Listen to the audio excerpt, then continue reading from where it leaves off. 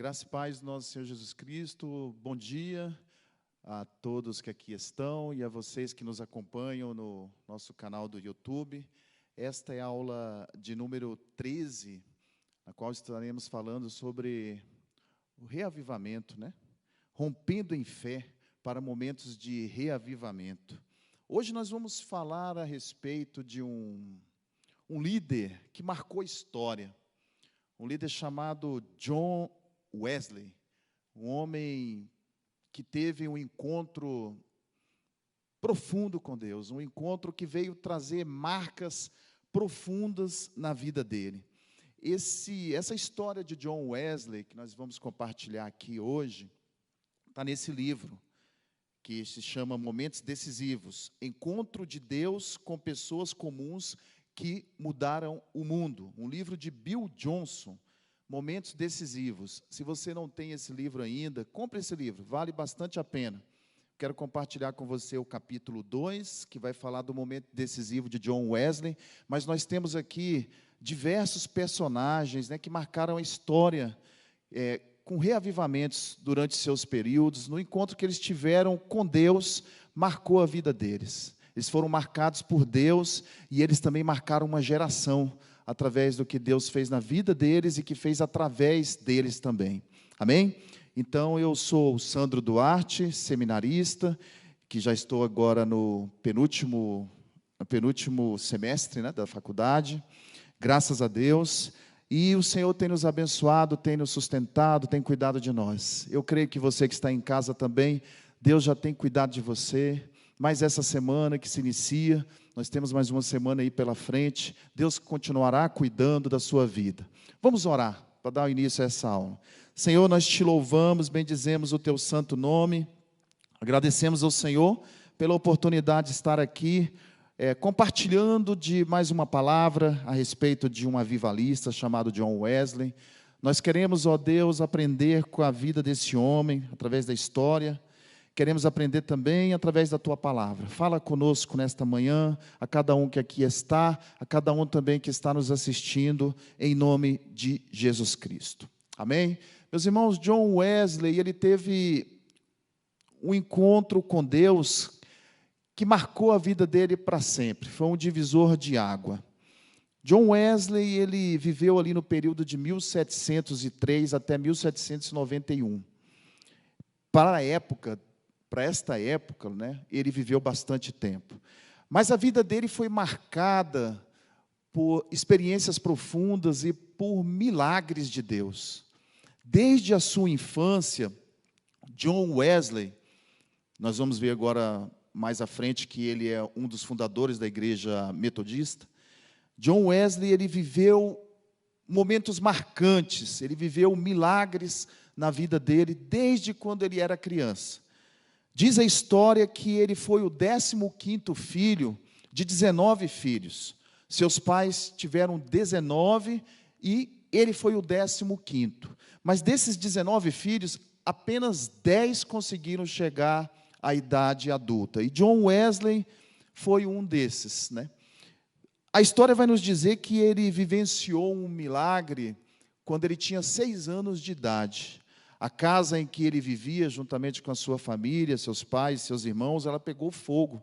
Houve um incêndio ali, e John Wesley, milagrosamente, foi tirado de dentro daquela casa, daquela situação ali, daquele incidente. Milagrosamente, ele conseguiu sobreviver àquele incêndio. Então, a gente vê que na vida de John Wesley, desde a sua infância, aos 6 anos de idade, Deus já estava ali trabalhando e operando o milagre, dando livramento na vida dele. Por quê? Porque Deus tinha um propósito na vida de John Wesley. Quando Deus tem um propósito na vida do homem, Deus ele guarda o homem, ele cuida daquele homem, ele se responsabiliza pela vida daquele que ele escolheu. E o Senhor sabia que tinha um propósito, tinha um plano na vida de John Wesley. Então o Senhor livrou ele, quando ele tinha 6 anos de idade, para que lá na frente viesse a se cumprir o propósito na vida dele. Aos 22 anos de idade, John Wesley ele foi ordenado como diácono. Ele participava de uma igreja anglicana, seu pai era pastor anglicano. Aos 25 anos, ele foi ordenado como pastor. 4 anos depois, ele passou a participar de um clube, de um grupo, chamado Clube Santo. Esse grupo que John Wesley participou, foi na faculdade de Oxford. Ele, ali, juntamente com alguns amigos, juntamente com seu irmão também, Charles, eles participaram, fundaram um grupo, que era um grupo de oração, um grupo que fazia estudos bíblicos juntos. Eles participavam de momentos juntos de oração, participavam de momentos de adoração a Deus. Eles tinham hora certa para estar orando, hora certa para estar lendo, estudando a palavra, fazendo discipulado. E esse grupo, chamado de Clube Santo, eles se organizavam também para evangelizar, para visitar hospitais, se organizavam para estar ajudando pessoas carentes, necessitadas. Esse grupo que, no início, chamado de um Clube Santo, viria a ser futuramente o início da Igreja Metodista, que nós sabemos que alcançou o mundo inteiro. Mas eles começaram com um pequeno grupo, orando, jejuando e buscando a presença de Deus. Por que esse Clube Santo veio a ser chamado de, futuramente, depois da morte de Wesley, de John Wesley, como a metodista, a Igreja Metodista? Porque eles tinham um método de estarem fazendo as coisas. A história nos diz que eles tinham um método para orar, tinham uma disciplina, eles eram disciplinados. Eles jejuavam juntos, faziam um propósito juntos, então eles tinham uma disciplina. Por esse método deles, eles até passaram a ser zombados por alguns ali na faculdade, porque achavam eles metódicos, Mas, na verdade, eles tinham essa metodologia, esse estilo, que os ajudou muito, a crescerem na presença de Deus. Então, a gente aprende com esse Clube Santo, que a disciplina, ela nos ajuda muito. Se nós formos disciplinados na nossa vida espiritual também, assim como devemos ser disciplinados em todas as áreas da nossa vida, nós poderemos alcançar lugares maiores, porque a disciplina ela vai trazer benefícios. Naquela disciplina, eles tinham o tempo certo de orar por dia, de fazer as coisas. Por mais que eles foram zombados para alguns, mas eles cresceram através dessa metodologia, dessa disciplina que eles tinham.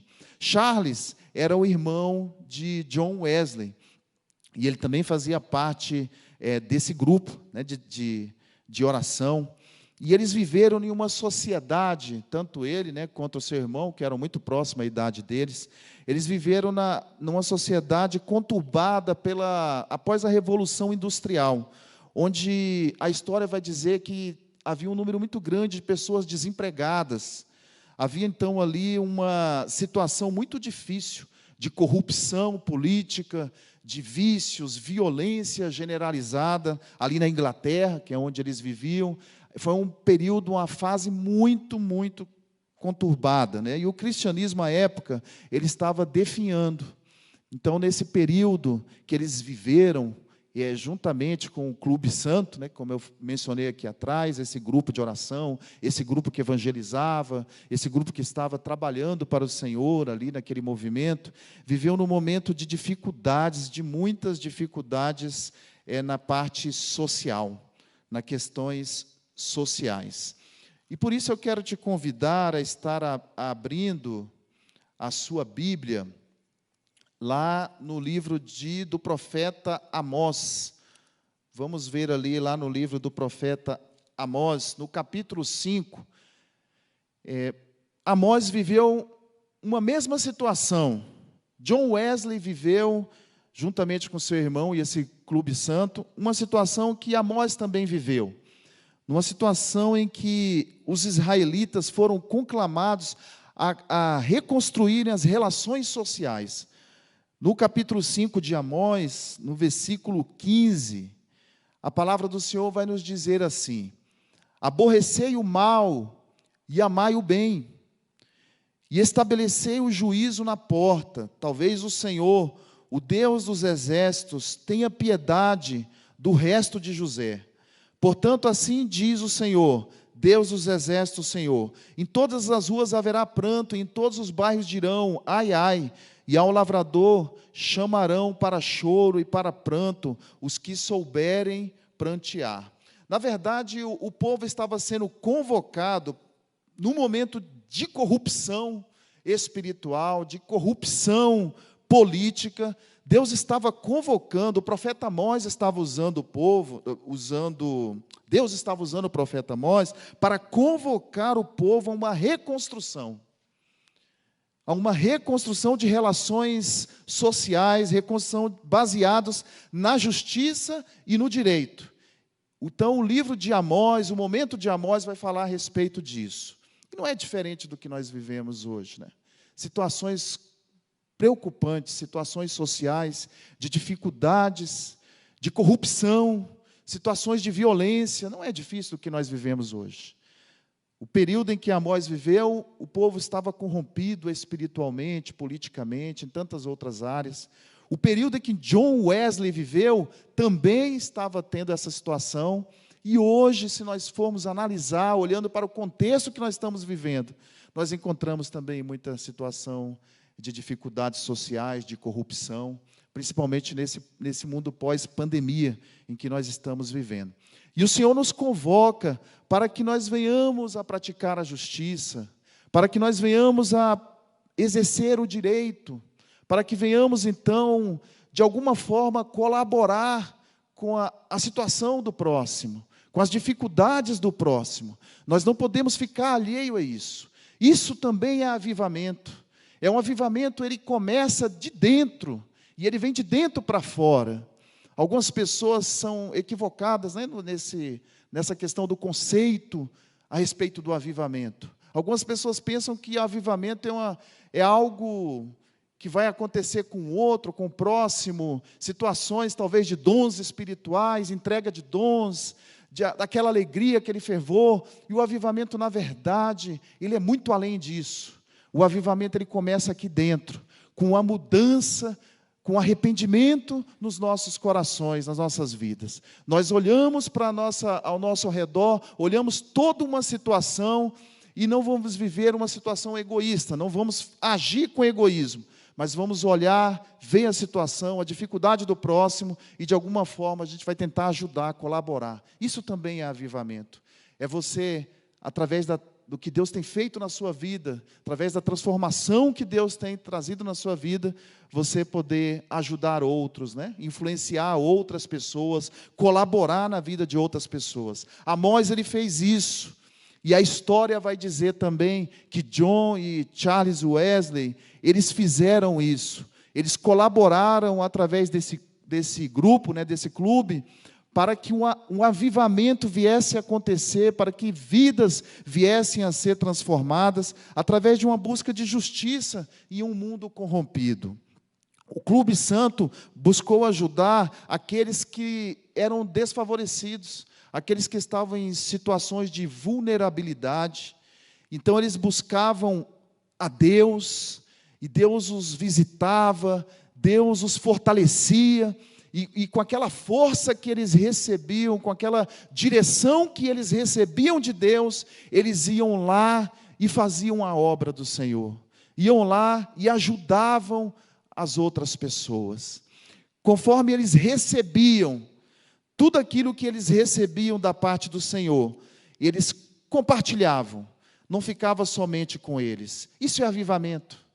A gente recebe do Senhor, recebe no espiritual, recebe na nossa vida financeira, porque Deus, quando Ele quer nos abençoar, Ele nos abençoa financeiramente também. Ele nos abençoa espiritualmente, Ele nos abençoa socialmente, Ele nos abençoa intelectualmente, abençoa nas nossas emoções, e nós não podemos ficar com isso guardado para nós. Nós temos que pegar tudo isso que o Senhor tem feito em nossas vidas, tudo que nós temos recebido dEle, e nós temos que compartilhar. Precisamos compartilhar, ajudando o outro que tem uma carência, uma dificuldade. E isso, meus irmãos, é em todas as áreas, não é somente na parte econômica ou financeira, mas, como eu disse, se você emocionalmente tem sido fortalecido por Deus e espiritualmente tem sido fortalecido por Deus, faça uma visita a alguém que precisa de uma ajuda, que precisa de uma oração. Faça uma visita a alguém que está doente, enfermo, está ali nos hospitais, precisando de uma ajuda, precisando de um consolo, precisando de uma palavra. É isso que Amós fez, isso que John Wesley fez, e é isso que Deus quer que nós façamos hoje. Se você tem recebido de Deus, compartilhe isso com o seu próximo. Não guarde para você, não enterre esses talentos. Isso é avivamento. Vamos abrir também as nossas Bíblias, mais uma vez, lá agora, um pouco mais à frente, ali no Novo Testamento, na segunda epístola do apóstolo Pedro, segunda epístola de Pedro, no capítulo 1. No capítulo 1, a palavra do Senhor vai nos dizer assim, me acompanhe você também que está em casa.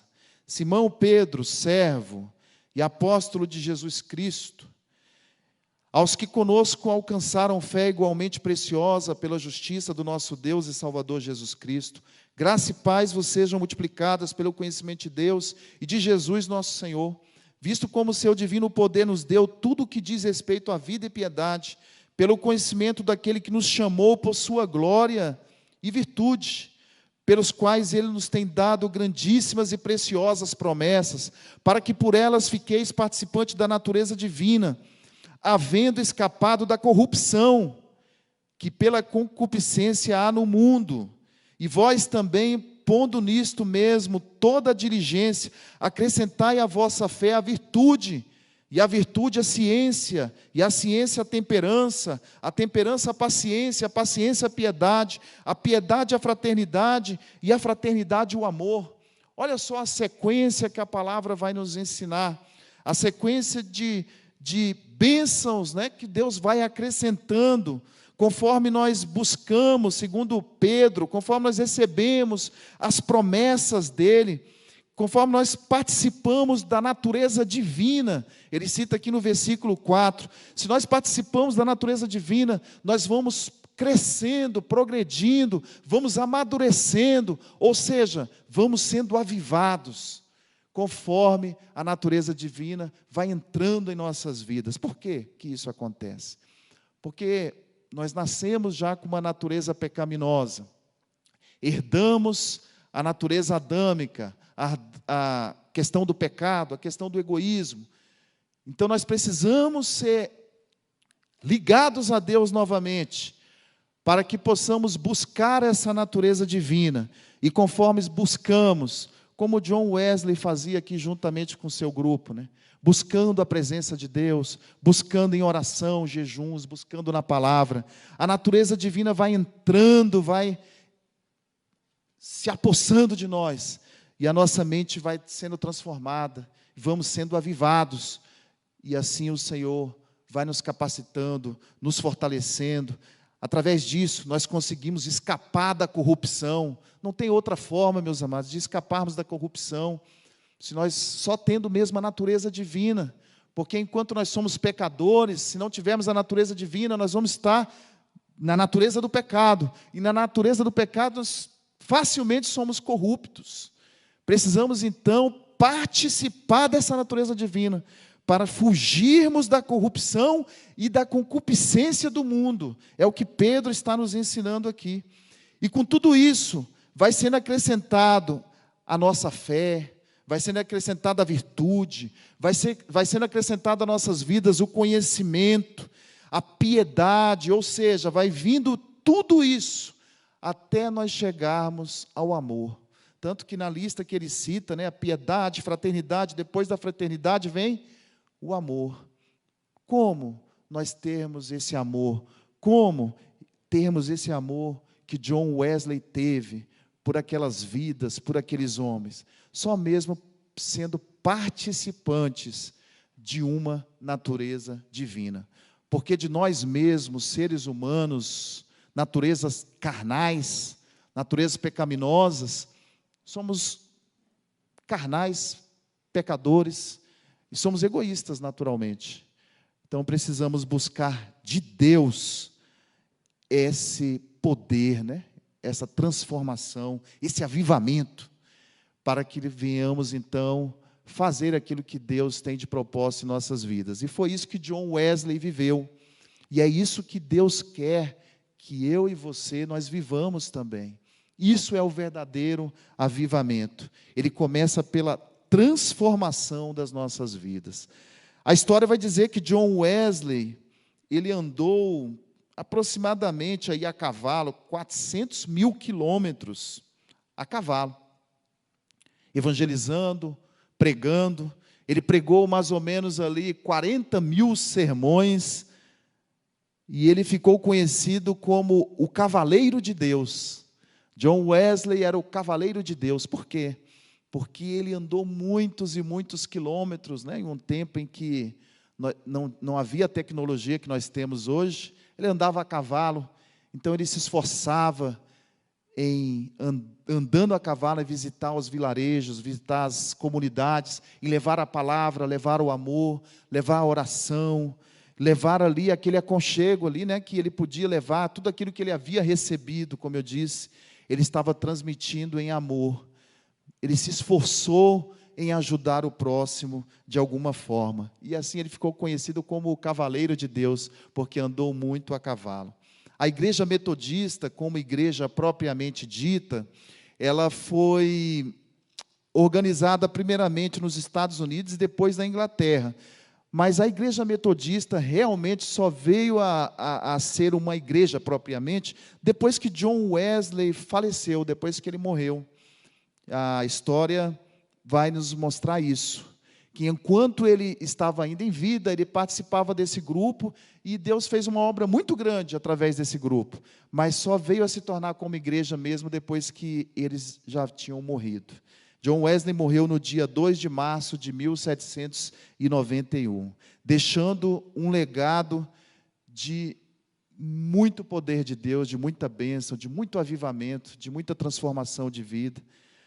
Através da perseverança de John Wesley, muitos foram alcançados, e muitos são alcançados até hoje, através da igreja metodista, que há várias igrejas espalhadas pelo mundo até o dia de hoje.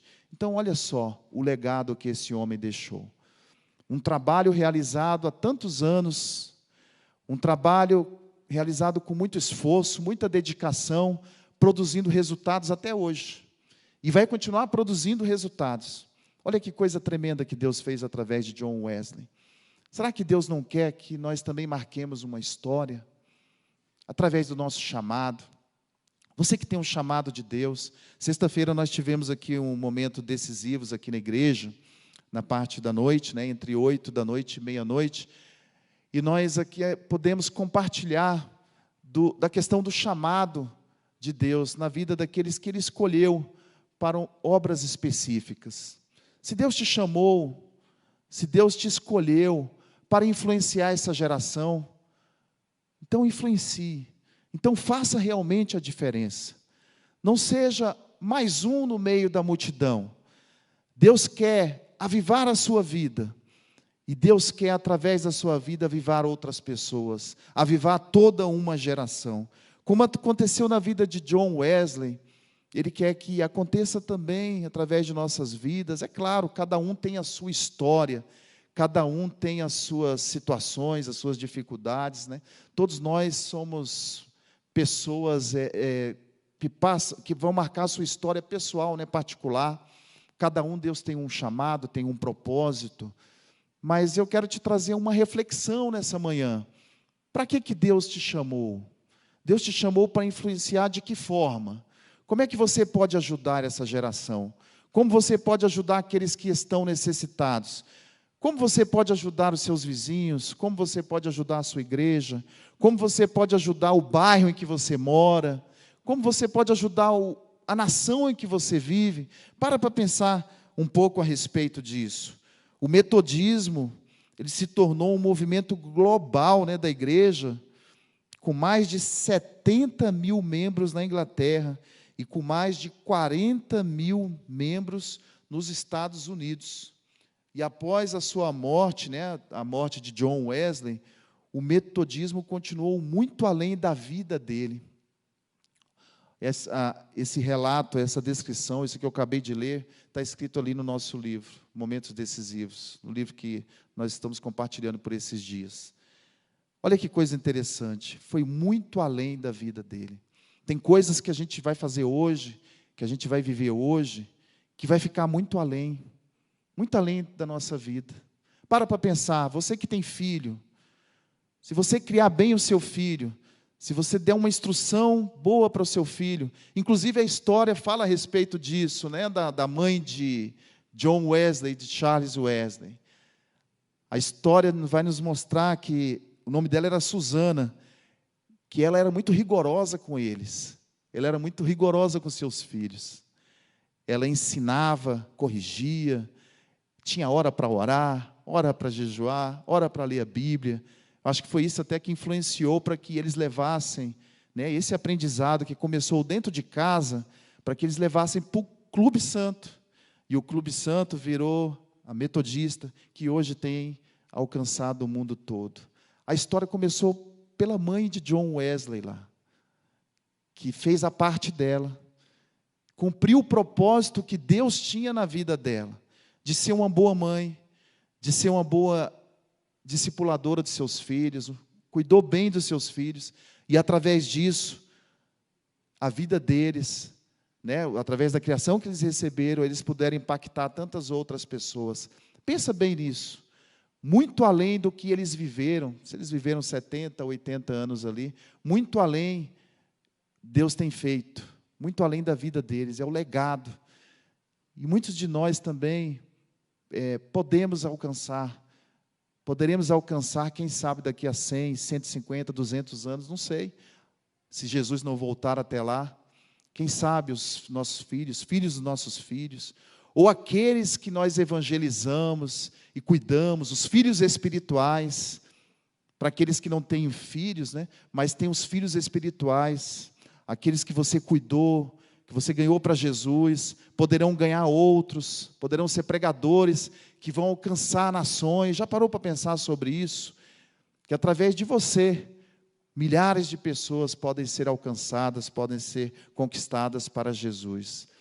Nós precisamos refletir sobre isso. Essa história de John Wesley me impacta dessa forma, me incentiva a continuar trabalhando, se esforçando na obra do Senhor, a continuar me esforçando no que eu posso fazer, no que está ao meu alcance, naquilo que pode parecer até ser pequeno algumas vezes, né?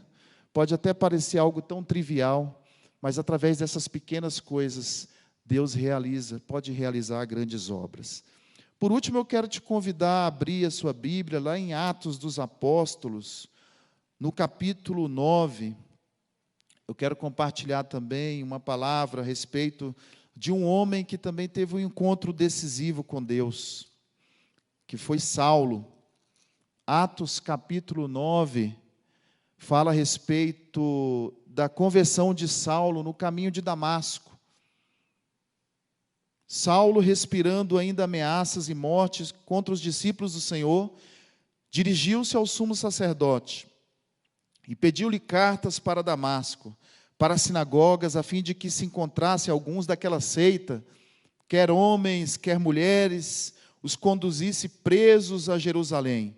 Indo no caminho, aconteceu que, chegando perto de Damasco, subitamente o cercou um resplendor de luz do céu.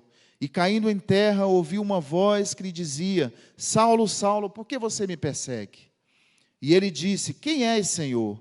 E disse o Senhor: Eu sou Jesus, a quem tu persegues. Duro é para ti recalcitrar contra os agrilhões. E ele, tremendo e atônito, disse: Senhor, que queres que faça? E disse-lhe o Senhor: Levanta-te, entra na cidade, e lá te será dito o que te convém fazer. E os varões que iam com ele pararam espantados, ouvindo a voz, mas não vendo ninguém. E Saulo levantou-se da terra, e abrindo os olhos, não via ninguém. E guiando-o pela mão, o conduziram até Damasco. E esteve 3 dias sem ver. E não comeu, nem bebeu. A Bíblia vai nos mostrar este homem, que teve um encontro decisivo com Deus. E a partir desse dia, Saulo nunca mais foi o mesmo. Saulo teve um encontro com Deus que veio a convergir, a causar uma verdadeira conversão na vida dele. A verdadeira conversão é aquela em que um homem vai por um caminho e de repente uma metanoia acontece, uma mudança na mente, e aí ele vira e passa a ir por outro caminho, porque ele entende que aquele caminho que ele estava antes estava errado. E Saulo foi transformado por Deus. Viria a ser futuramente o apóstolo Paulo, conhecido por escrever para tantas nações, conhecido por ganhar tantas vidas para o Senhor, conhecido futuramente por pregar o Evangelho, por detonar com o Império Romano. Saulo foi um homem que viria a ser o Paulo, transformado, lavado e remido pelo precioso sangue de Jesus. Quando ele teve esse encontro no caminho de Damasco, ele mudou a sua mente. O momento decisivo transformou a vida de Saulo. Nós precisamos buscar ter esses encontros com Deus, ter esses momentos decisivos. Me parece que muitas vezes nós temos medo, porque pensamos, tantas vezes, mas Senhor, o que pode me acontecer depois disso? Depois que eu tiver esse encontro com o Senhor, o que será que vai me acontecer? Nós tememos na nossa natureza humana, é natural isso. Tememos porque a gente não sabe o que vem depois, e a gente sabe que as coisas de Deus são fortes, Deus geralmente, quando vem, alguma coisa tem que ser mudada. Mas eu quero te estimular, meu irmão, minha irmã, você que está me ouvindo nessa manhã, não tema, não tenha medo da mudança, não tenha medo do avivamento, não tenha medo da transformação de vida, não tenha medo da metanoia. Deus quer mudar a minha mente a cada dia, para que através disso, venhamos a realizar a obra que Ele tem para ser realizada em nós. Aquilo que acontecer em mim e em você, essa mudança que nos impactar, não é feito assim de qualquer forma. Deus tem um propósito nisso. Deus não quer que a gente mude, que a gente sofra à toa. Se vier um sofrimento, uma dificuldade, não é à toa que Deus está fazendo isso. Ele é Pai, Ele ama, Ele sabe o que Ele está fazendo.